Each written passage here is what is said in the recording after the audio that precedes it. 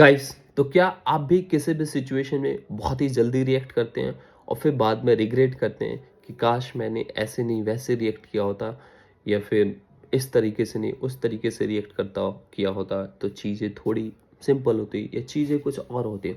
मैंने बहुत सारे लोगों को देखा है जो कि बहुत ही जल्दी रिएक्ट करने के चक्कर में चीज़ों को इतनी ख़राब कर देते हैं, इतनी बद से बदतर कर देते हैं कि वो फिर चाह के भी उसको वापस पुराने स्टेज में नहीं ले जा पाते, यानी चीज़ें बद से बदतर ख़राब हो जाती है। तो that's the reason it's become very important कि हम अपने अंदर पेशेंस लाएं और किसी भी सिचुएशन में काम रहने की कोशिश करें। तो आज मैं आपके साथ शेयर करने वाला हूँ कुछ ऐसे पॉइंटर्स जिसको फॉलो करके आप भी अपने अंदर पेशेंस और किसी भी सिचुएशन में अपने आप को काम रख सकते हैं।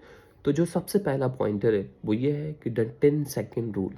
Now what is this 10 second rule? तो जो हमारा दिमाग होता है बेसिकली ब्रेन, तो उसके दो तरह के सिस्टम होते हैं। जो सबसे पहला सिस्टम होता है वो होता है फास्ट रिएक्टिंग सिस्टम, जिसको हम लोग इमोशनल ब्रेन बोलते हैं।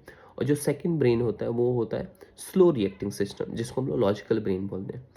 तो हमें हमेशा ये ट्राई करना है कि जब भी हम कहीं पे रिस्पॉन्ड कर रहे हैं या फिर जब इम्पेशेंट हो रहे हैं, तो हमें हमेशा अपने लॉजिकल ब्रेन को एक्टिवेट करने की कोशिश करनी। यानी और लॉजिकल ब्रेन को हम एक्टिवेट कैसे करेंगे? तो जब भी आप एंगर में हैं या फिर इम्पेशेंट फील कर रहे हैं, तो सबसे पहला क्वेश्चन आपको पूछना चाहिए कि am I reacting using my emotional brain? और जैसे ही आप ये क्वेश्चन पूछेंगे, ये क्वेश्चन आपके लॉजिकल ब्रेन को हेल्प एक्टिवेट करने में हेल्प करेगी। और अगर आपका लॉजिकल ब्रेन एक बार एक्टिवेट हो जाएगा, फिर सिचुएशन कुछ हद तक और obviously most of the situation में ये आपका चीज़ें आपके कंट्रोल में रहेंगी। बेसिकली आप आउट ऑफ कंट्रोल नहीं जाएंगे, या आउट ऑफ कंट्रोल कुछ भी नहीं बोलेंगे। तो सबसे पहला ये चीज़ ध्यान रखना है। जो दूसरी थिंग है, that is nothing but understand the full situation. अब बहुत सारे लोग क्या करते हैं, बस थोड़ा सा चीज़ों को जानते हैं और उसके बेसिस पे ही बस रिएक्ट कर देते हैं, क्योंकि उनको फिर बहुत जल्दीबाजी होता है। वो पूरी चीज़ों को बिना सुने ही रिएक्शन देना स्टार्ट कर देते हैं, क्योंकि दे आर लाइक उनको लगता है कि कुछ अवार्ड विनिंग सेशन चल रहा है और मुझे तो बस अवार्ड जीतना है, यानी मुझे इस आर्गूमेंट को जीतना है। डजेंट मैटर अब चीज़ें सही है गलत है, whatever, they just want to win the award और बेसिकली विन द कन्वर्सेशन। और उस चक्कर में वो फिर चीज़ों को पूरी ख़राब कर देते हैं। तो दैट्स द रीज़न आप पहले सिचुएशन को पूरी तरीके से समझें, अंडरस्टैंड करें, फिर आप चीज़ों को रिएक्ट करें। और फिर जब ये रिएक्शन होगा वो आपका यूजिंग लॉजिकल ब्रेन ही होगा, right?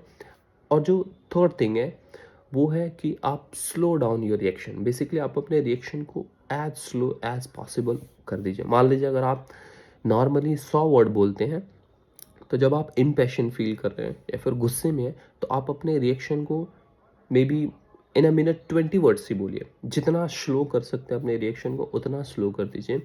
So these are the 3 simple technique. Obviously ये सिंपल नहीं है, it's difficult, it's easy to say, but इसको फॉलो करना बहुत ही डिफ़िकल्ट है।